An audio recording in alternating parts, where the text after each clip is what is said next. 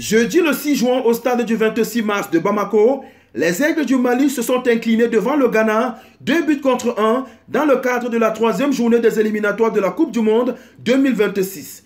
Et le moins qu'on puisse dire, c'est que le sélectionneur malien Eric Chelle en a pris pour son grade après la rencontre. Pourtant, en tête après le but de l'excellent Kamori Doumbia, les Maliens ont été repris sur un coup de casse au second poteau du Lyonnais Ernest Noama à la 58e minute de jeu. Les Aigles ont même fini par concéder un second but sur le fil par l'intermédiaire de Jordan Ayew à la 94e minute. Les troupes maliennes pointent désormais à 2 points des Comores et du Ghana et se retrouvent en difficulté dans le groupe I, où, à l'instar des autres poules, seule la première place est qualificative pour le prochain mondial. Déjà critiqué après l'élimination en quart de finale de la dernière Coupe d'Afrique des Nations contre la Côte d'Ivoire, le sélectionneur Eric Chelle a encore été pris pour cible. Certains lui reprochaient notamment son triple changement à la 56e minute alors que son équipe menait au score.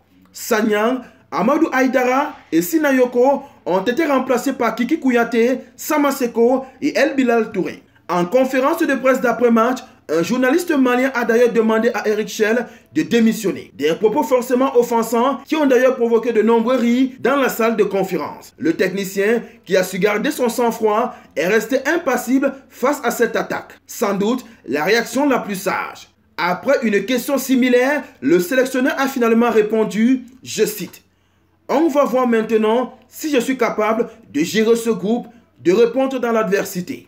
C'est le football. C'est pas la Coupe du Monde aujourd'hui. Moi, je suis triste pour vous et le public. Aujourd'hui, quel autre choix que d'encaisser? J'encaisse. Après, c'est la fédération qui va décider par rapport à mes performances. Moi, encore une fois, je me sens capable de gérer ce groupe. Je pense que je l'ai prouvé aussi. » Fin de citation.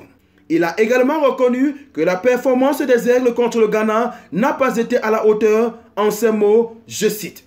Après, c'est vrai que sur ce match-là, on peut tout remettre en question. Fin de citation.